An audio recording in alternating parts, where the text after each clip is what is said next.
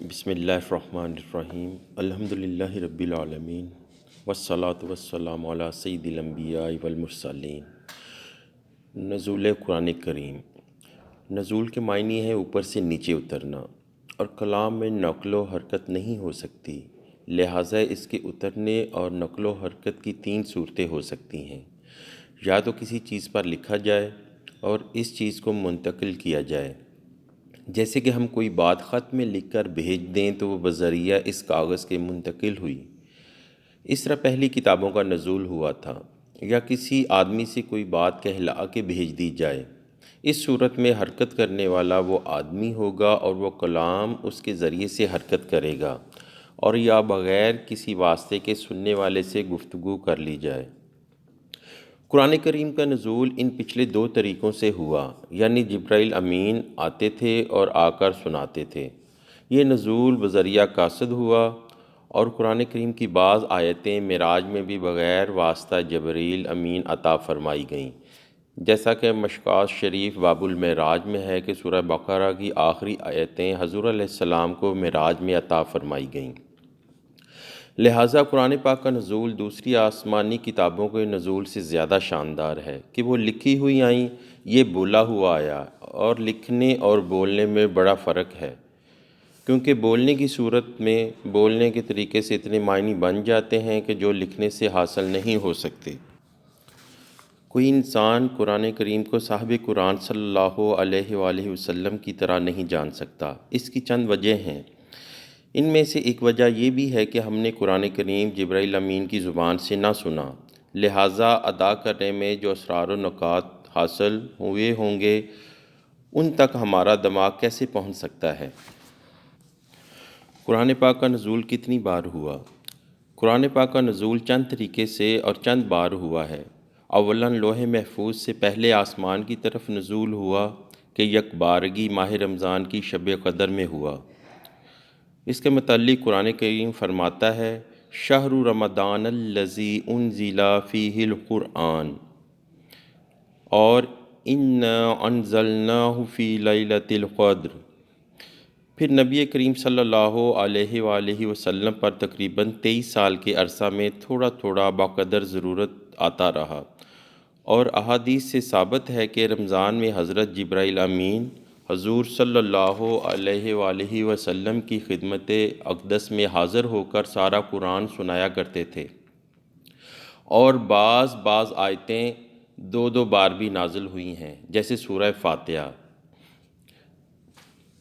خلاصہ یہ ہوا کہ حضور صلی اللہ علیہ وآلہ وسلم پر قرآن کا نزول کئی طریقے سے ہوا، لیکن احکام اس نزول سے جاری فرمائے جاتے تھے جو بذریعہ جبرائیل امین تھوڑا تھوڑا آتا تھا۔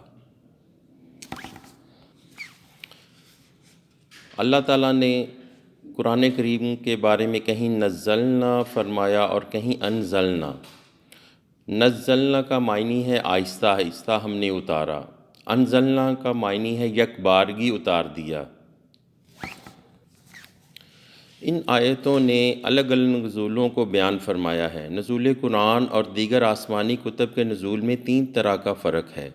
ایک یہ کہ وہ کتب لکھی ہوئی آئیں، قرآن پڑھا ہوا، یعنی وہ سب تحریری، قرآن تقریری۔ دوسرے یہ کہ وہ سب ان پیغمبروں کو خاص جگہ بلا کر دی گئیں، مگر قرآنی آیات عرب کے گلی کوچوں بلکہ حضور صلی اللہ علیہ وآلہ وسلم کے بستر شریف میں آئیں، تاکہ حجاز کا ہر ذرہ عظمت والا ہو جائے کہ وہ قرآن کا جائے نزول ہے۔ تیسرے یہ کہ وہ کتب یکبارگی اتریں قرآن کریم 23 سال میں، تاکہ حضور صلی اللہ علیہ وآلہ وسلم سے ہمیشہ اللہ تعالیٰ کی ہم کلامی رہے اور مسلمانوں کو عمل آسان ہو، کیونکہ یکدم سارے احکام پر عمل مشکل ہوتا ہے۔ قرآن کا نزول حضور علیہ السلام پر کیوں ہوا؟ بندوں کے لیے ضروری ہے کہ حق تعالیٰ کے احکام کو مانیں، لیکن یہ ماننا جب ہی ضروری ہوگا جب کہ وہ احکام نبی کی پاک زبان سے ادا ہوں۔ حق تعالیٰ تو بلا واسطہ کسی غیر نبی سے کلام نہیں فرماتا۔ اگر جبرائیل انسانی شکل میں آ کر لوگوں کو احکام سنا جاتے تو وہ بھی ان پر عمل کرنا ضروری نہ ہوتا۔ اسی طرح کوئی غیر نبی خواب یا الہام یا غیبی آواز سے کسی حکم پر مطلع ہو جائے تو اس کا ماننا شرعاً لازم نہ ہوگا۔ مشکوٰۃ شریف کے شروع میں ہے کہ ایک بار حضرت جبرائیل امین شکل انسانی میں سائل بن کر حضور پاک صلی اللہ علیہ وآلہ وسلم کی خدمت میں حاضر ہوئے اور حضور سے دریافت کیا کہ ایمان کیا ہے، اسلام کیا ہے، احسان کیا ہے۔ حضور علیہ السلام نے جواب دیے۔ جب وہ دریافت کر کے چلے گئے تو سرکار دو عالم صلی اللہ علیہ وآلہ وسلم نے ارشاد فرمایا، یہ جبرائیل امین تھے اور تم کو تمہاری دینی باتیں سکھانے آئے تھے۔ دیکھو، اس موقع پر حضرت جبرائیل امین نے خود ہی نہ کہہ دیا کہ اے صاحبہ میں جبرائیل ہوں اور تم کو فلاں فلاں بات کا حکم کرتا ہوں، کیونکہ وہ جانتے تھے کہ میری اطاعت ان حضرات پر واجب نہ ہوگی۔ اس لیے حضور علیہ السلام کی زبان پاک سے وہ کلمات لوگوں کو سنائے۔ اماموں کا قیاس بھی حق تعالیٰ کے فرمان یا حضور علیہ السلام کے ارشاد پر مبنی ہوتا ہے۔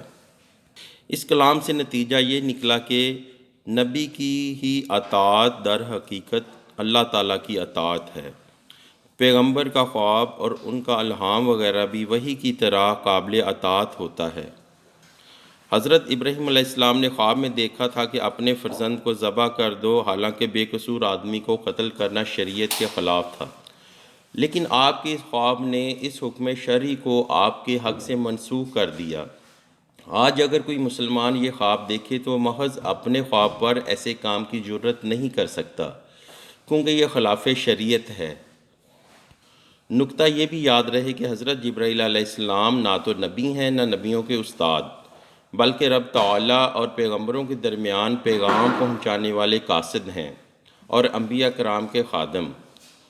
نبی حکم الہیہ کے اختیارات والے حکام ہیں، حضرت جبرائیل امین ایسے نہیں۔ بلا شبہ یوں سمجھیں کہ ایک ضلع کا افسر ہے اور ایک محکمہ ڈاک کا قاصد۔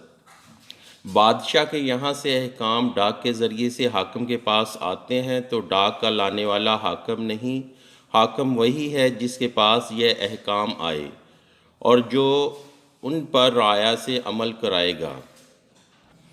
الصلاۃ والسلام علیکہ یا سیدی یا رسول اللہ وعلی آلکہ و صحابیکہ یا سیدی یا حبیب اللہ۔ الصلاۃ والسلام علیکہ یا سیدی یا نبی اللہ وعلی آلکہ و صحابیکہ یا سیدی یا نور اللہ۔